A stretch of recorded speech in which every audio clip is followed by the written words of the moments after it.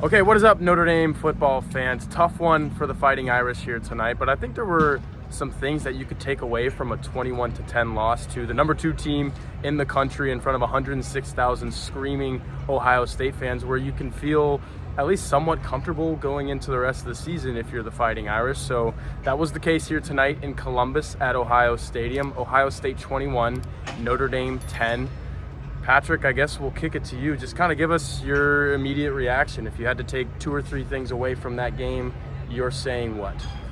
Yeah, I think it really comes down to just like you see a little bit of a glimpse of what the offense can look like with Tyler Buchner when you see Tommy Rees's creativity really at its best on that one touchdown drive where you saw all kinds of run pass options and zone reads and all the different things that Buckner's dual threat ability allows you to do that really creates a lot of hesitation and indecision for the defense.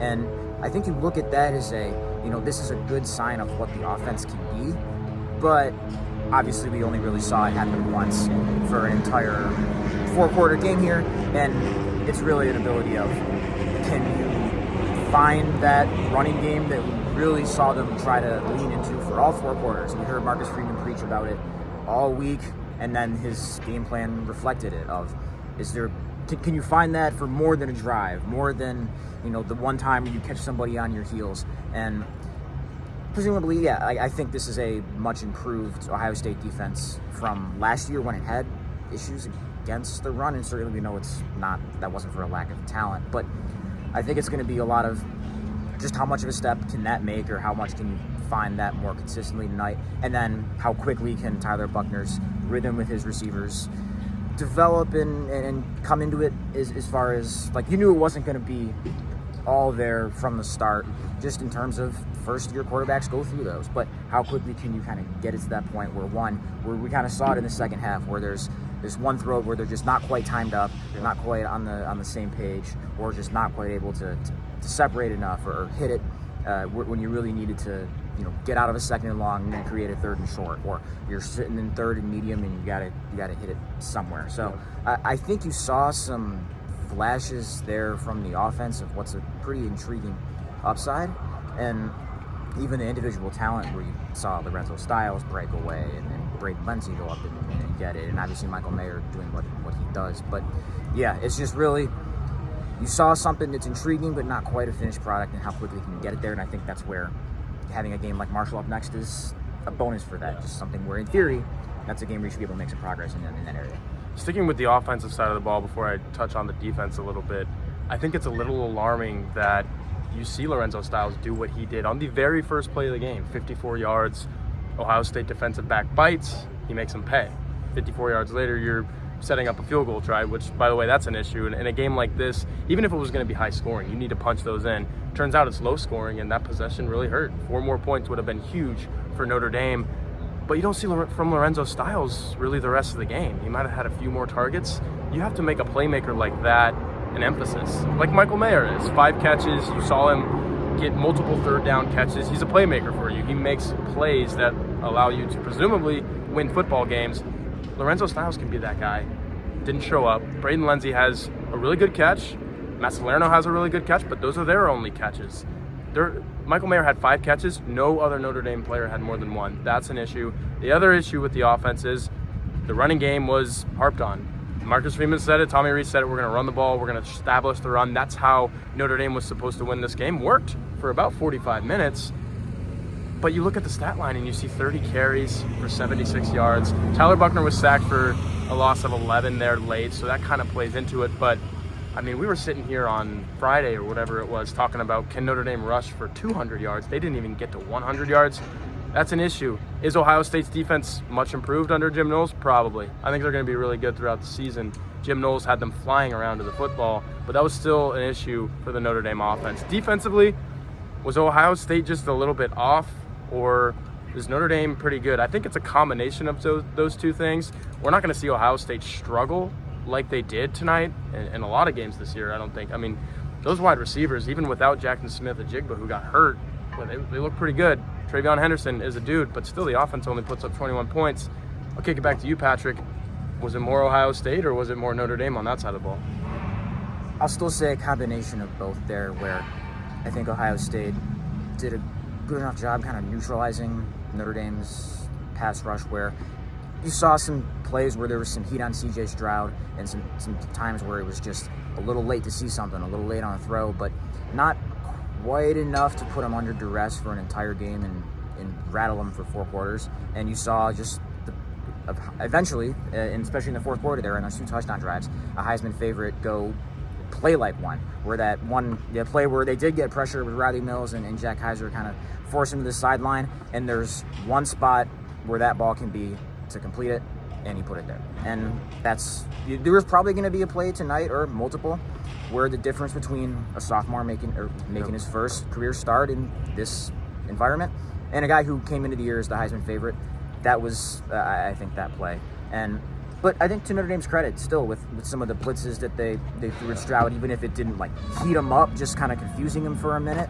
And then overall, I think its defensive backs did a really good job limiting the yards after catch, which is really where they beat you just as much. It's not just trying to take the top off you. It's hit it and a quick hitter and let them go after the catch, because they're really good at separating on those quick hitters. I thought Notre Dame's tackling in that regard, Tariq Bracy in particular, was really good. So a lot of good stuff for them to take home as far as on defense today. But I think you're going to want to see like Isaiah Foskey, a game where you probably need a little bit more from him than you got today, but also not really sure that's something that's like, oh, raise the alarm bells or anything. No, this is still a guy who's a highly regarded NFL prospect that had 11 sacks last year. But overall, yeah, definitely more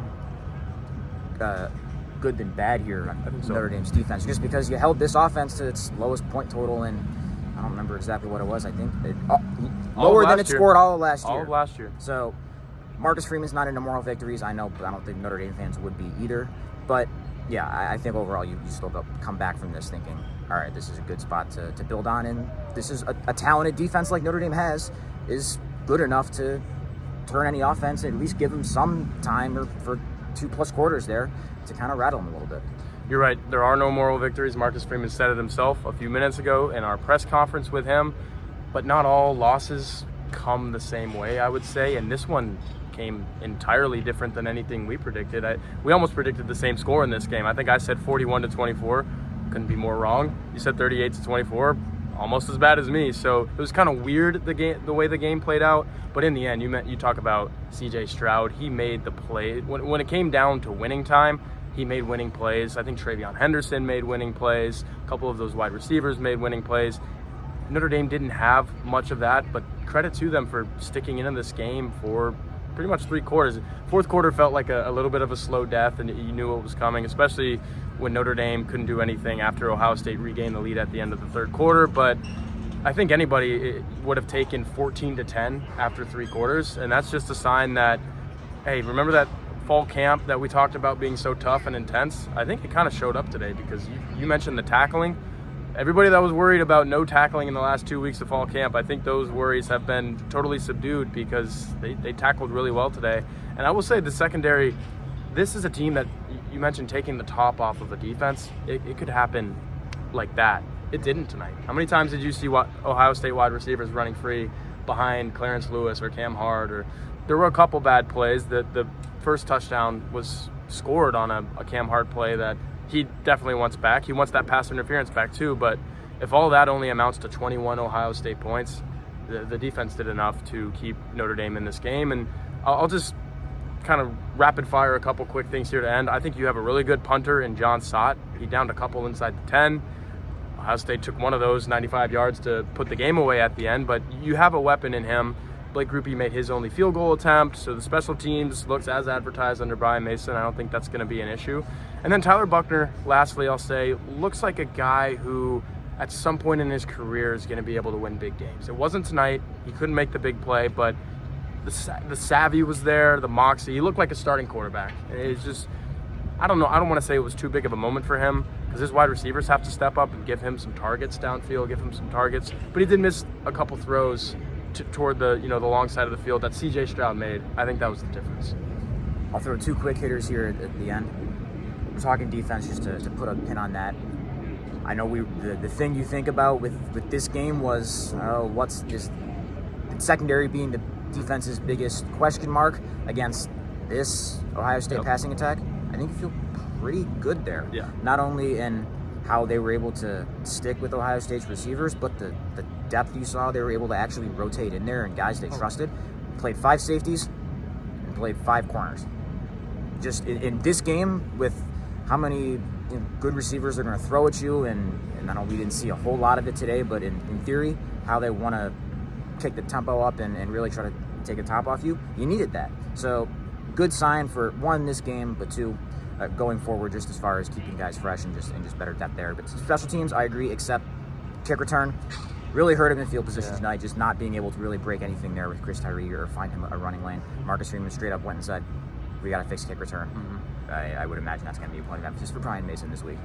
Yeah, the kicker on the other side of that is Ohio State really didn't do much in the return game, so that was kind of neutralized. But yeah, I mean, you look at the Wisconsin game last year, Notre Dame wins because Chris Tyree is able to take one back. This was the type of game where maybe that would have happened, or maybe you needed to force a big turnover. That's something else that didn't happen tonight either. They did not turn Ohio State over, and an extra possession here or there would have been very helpful. But all in all, again, Marcus Freeman said no moral victories, but if you're Notre Dame, you're walking away from this one saying, we just competed against the number 2 team in the country, who, by the way, I still believe Ohio State is at least a top 5 team in the country. They still may be the second best team in the country. Georgia probably has something to say about that. They might have something to say about being number 1, defending national champion. That's a conversation for another day, though. We'll talk to you next time. This is Tyler Horka, Patrick Engel, blueandgold.com from Columbus, Ohio.